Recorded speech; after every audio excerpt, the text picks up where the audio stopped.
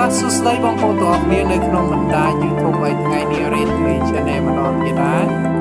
ថ្ងៃនេះ Rad TV Channel ក៏មាន Channel ដឹងមួយទៀតហើយពីរបៀបធ្វើអន្តនូបាទពីរបៀបធ្វើអន្តនូនៅក្នុងកូនសសរបាទដូចចែកបាទតោះយើងទៅតាមដានទាំងអស់គ្នាយើងបើកកូនសសរមកតមកយើង select យករូបភាពដែលយើងចង់ដាក់អន្តនូនឹងបាទនេះដែលខ្ញុំចង់ដាក់អញ្ចឹងខ្ញុំចុច Control អក្សរ O និង Control បាទ Control លេខ0បាទខ្ញុំចុចឲ្យវាធំចឹងមកបាទតមកបងប្អូនចុចបាទយកពាក្យថា New បាទយកពាក្យថា New តមកបងប្អូនដាក់ឈ្មោះវាបាទដាក់ថា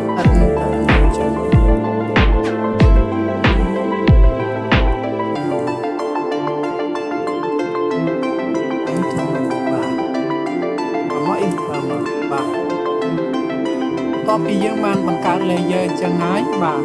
បងប្អូនចូលទៅក្នុងពាក្យ gradient បាទតមកបងប្អូនចុចពាក្យចូលទៅក្នុង gradient នេះបាទតមកបងប្អូនចុចកន្លែងនេះបាទនេះកន្លែងសញ្ញាផ្កាយនេះបាទបន្ទាប់មកបងប្អូនយកពាក្យថានេះ special effect បាទបន្ទាប់មកបងប្អូនចុចនេះ append នេះបាទតោះបងប្អូនទាញចុះមកបងប្អូនចុចនេះចុចកន្លែងនេះបាទវាដាក់ rainbow បាទបន្ទាប់មកបងប្អូនចុច OK មកបាទតោះពីយើងបានអញ្ចឹងហើយបងប្អូនចាប់ទាញវាចាប់ទាញវាបាទចាប់ទាញពីក្រោមឡើងទៅលើបាទក្រោមឡើងទៅលើហើយបែរបាទបន្ទាប់ពីយើងបានអញ្ចឹងហើយបងប្អូននេះវាចេញពាក្យថាអីបងប្អូនចុចនេះពាក្យ add layer mask បាទ add layer mask តបមកបងប្អូនចុចចូលទៅក្នុង gradient ដដែល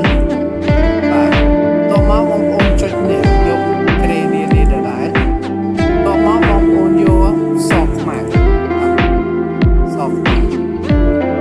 តមកចុច OK តមកបងប្អូនទាញបាទទាញពីក្រោមឡើងទៅលើដដែលបាទទាញពីក្រោមឡើងទៅលើបាទយកពីយើងបានអញ្ចឹងហើយគឺយើងបាទដូរពាក្យ normal បាទទៅ script បាទគឺវាអញ្ចឹងបាទឥឡូវយើងបានអញ្ចឹងតមកបងប្អូនយកពាក្យថា filter ពាក្យថា blur យកពាក្យថា gaussian បាទបន្ទាប់មកបងប្អូនសេរីវា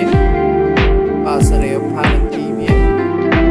ឲ្យវាទៅយ៉ាងតូចឲ្យវាមើលទៅយ៉ាងស្អាត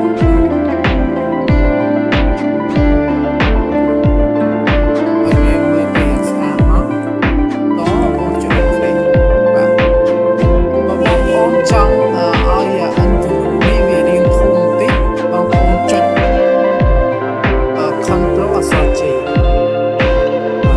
នេះវារៀងដូចយើងមើលទៅវាធំអញ្ចឹងយើងចុច Control អក្សរ P បាទបន្ទាប់មកយើងចុច Search ឲ្យអានជាប់ពីបាទ track វា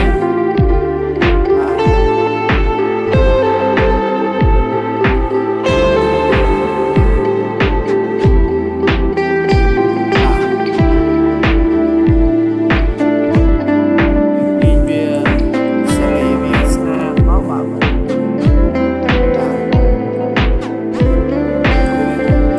ស្អាត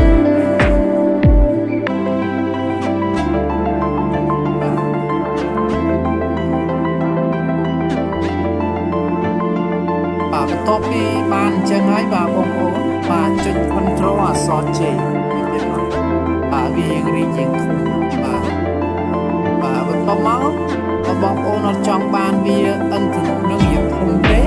បាទបងប្អូនចុចលុបខាងកណ្ដាលនេះចោលបាទ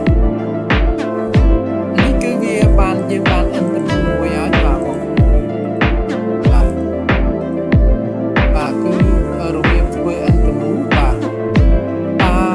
ក៏អរគុណច្រើនសម្រាប់ការតាមដានទស្សនារបស់ Rad TV Channel ជាចុងក្រោយនេះ